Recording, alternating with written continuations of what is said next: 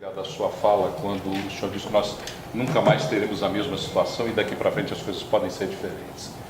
Um dos reflexos imediatos é o fato de que cidades no interior, onde existam barragens, passam a ser desinteressantes do seu ponto de vista do comércio, da residência, do turismo, dos negócios.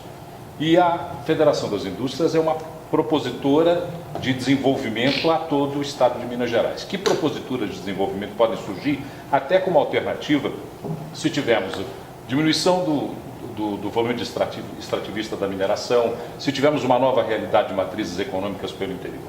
Vou responder isso em duas etapas.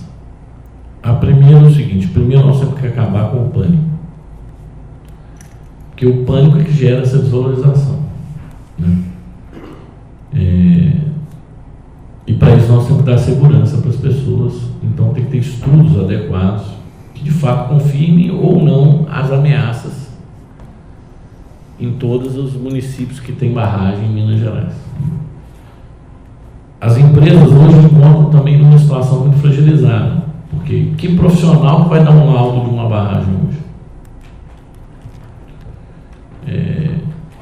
Ou pelo menos dessas de mesmo tipo das que foram. Boa parte dos alertas de barragem foi porque o profissional se negou a dar o laudo. Então sobe automaticamente o nível de risco. Então nós temos que tomar muito cuidado, quer dizer, até que ponto nós mesmo não estamos hiperdimensionando os efeitos do acidente, ou seja, o acidente foi de proporções gigantescas, ele com certeza vai fazer com que o cenário mude em termos de mudança da percepção da mineração como um todo. Ok, isso é concreto. Mas o que nós vamos fazer com a vida das pessoas daqui para frente? Quer dizer, o que nós temos que fazer são estudos profundos para dar tranquilidade para essa pessoa. Não, é aqui onde você está tranquilo, não é aqui onde você está, não está tranquilo. Então aqui remove todo mundo, faz, quer dizer, isso para mim é a primeira coisa a ser feita, né? De fato, um estudo concreto sobre cada sítio, para dar, antes da FIEM fazer uma ação, como é que eu vou fazer uma ação em alguma área que pode ser segura e não estou fazendo uma área que é insegura, porque eu nem sei o que é inseguro e o que é seguro, porque hoje ninguém sabe. Presidente, isso não foi feito na época de Mariana, porque desde essa época o debate da flexibilização, né, da legislação ambiental, ele veio bastante forte, e o que aconteceu foi o contrário, né? A gente não viu uma mudança, a gente viu uma facilitação para esses licenciamentos serem feitos. Isso é outro fato que não é verdade. A legislação não mudou em nada, a legislação foi desburocratizada, ela não facilitou a instalação dos empreendimentos. Há um equívoco nessa fala, ou seja, o que houve foi uma desburocratização do processo, é papel que deixou de ser gerado e exigido em excesso. Não mudou em nada os critérios de exigência ambiental dos parâmetros de construção e controles das barragens. Então, na verdade, o que criou-se na discussão, porque claro, na hora que ocorre o acidente, todo tem que achar o bode expiatório, então vai achar 200 bodes expiatórios. A posição da FIEG, não, vamos estudar o assunto, né? Eu acho que o problema é um problema técnico. Se você for pegar, a empresa tinha os laudos, em tese era considerada uma barragem segura. Por exemplo, se eu vou falar uma coisa: se essa barragem tivesse sido descomissionada antes, demorou 3 anos o processo dela de liberação, que eles confundiram o licenciamento da barragem com o licenciamento de descomissionamento da barragem, que é o quê? Retirada dos rejeitos. Imagina se esse processo tivesse sido sério, se tivesse saído em 15 dias. Não tinha acontecido. Você já tinha tirado o rejeito. Né? Eu estou aqui. Só que tem gente que fala que está relacionada à expansão, né? Não, essa é uma mina que estava paralisada desde 2015. Está sem entrada de novos materiais desde 2015. Ela demorou desde 2013. Em 2015 ela entrou com um processo para o quê? Reutilizar o rejeito. O que é reutilizar o rejeito? Você ia pegar esse produto que estourou e vazou, ia extrair o minério dele, ia reduzir muito o volume e a massa. Você ia retirar na prática, acabar com a barragem. O secretário Delbrando Neto, subsecretário adjunto de Meio Ambiente de Minas Gerais, disse que a licença estava pronta para ser concedida para descaracterização e descondicionamento, e que a Vale não entregava documentos. Isso ele disse textualmente para mim numa conversa que tive com ele. Houve Essa 3, questão que é eu digo o seguinte, demorou 3 anos, eu estou aqui discutindo, porque muitas vezes fala assim, não, a demora do licenciamento é boa. Não, demora do licenciamento é boa por quê? Não tem nada que é bom. Demora, gera instabilidade, gera insegurança, tanto para quem está lá quanto para o investidor. O que eu estou querendo dizer é que desburocratizar processo não é negativo, muito antes pelo contrário. Mas havia uma aposta, inclusive da FIENG, com essa mudança de governo, tanto estadual quanto federal, em relação a uma mudança ainda na questão da desburocratização, então, do licenciamento ambiental.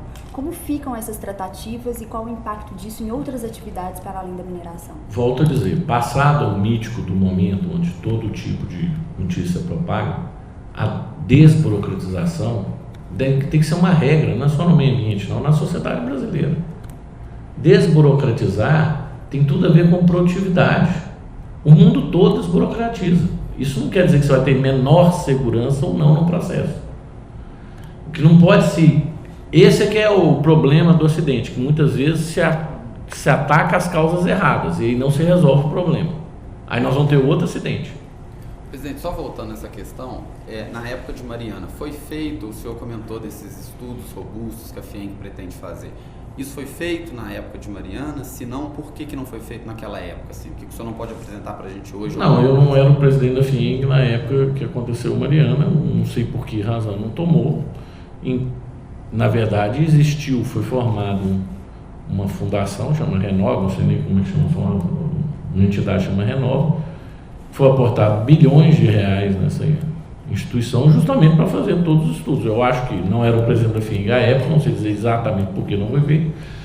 Nem estou dizendo que a FIENG, porque a FIENG também não tem essa obrigação, nem tem esse recurso, mas ela quer tratar essa discussão. Eu não sei quanto, nós vamos começar a discutir quanto até custa um estudo dessa monta, no entanto, a gente acha que tem que ser feito.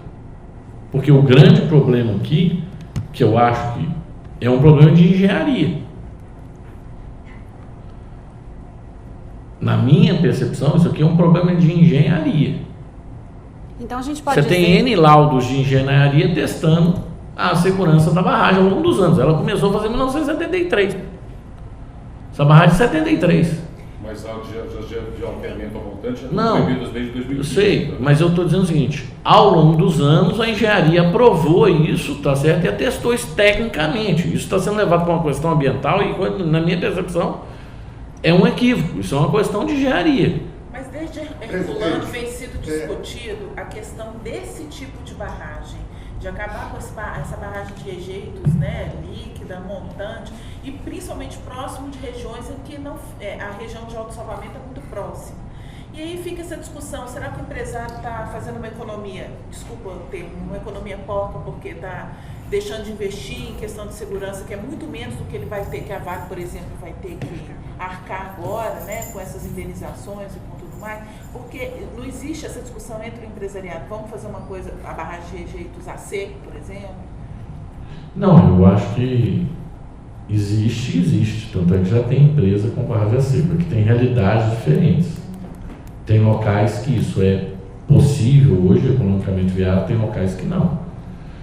Com relação às barragens, quer dizer, agora que foram 2, de fato, virou um problema, mas quando é uma, foi um fato isolado, tem 500, nunca aconteceu, você nunca sabe que motivos, quando é 2, tudo bem. É aí que eu estou querendo dizer, dizendo o seguinte, existe um problema de engenharia. Presidente, o senhor fala... Tudo bem que eu quero dizer o seguinte, existe algo estruturalmente errado. Isso que eu estou querendo dizer aqui. Existe um erro estrutural. Na minha percepção, é de engenharia. O senhor pede cautela para que não se cometa injustiça em relação ao julgamento.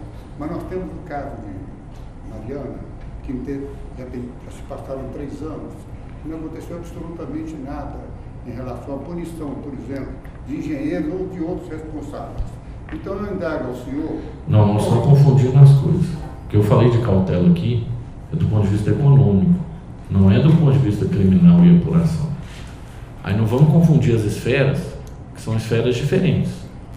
A cautela que eu estou tomando aqui, não vamos sair tomando um monte de atitude, baixando um monte de legislação, cujo impacto lá na frente nenhum de nós tem condição nem de calcular, e aí só depois do leite derramado é que vai ver. É essa cautela que eu estou falando. A FIENG, desde o primeiro momento, tanto no caso de Mariana, também como no caso do Brumadinho, foi bastante decisivo, que tem que se apurar as responsabilidades e que os responsáveis têm que ser punidos de maneira Sim, mas então vamos exemplar. voltar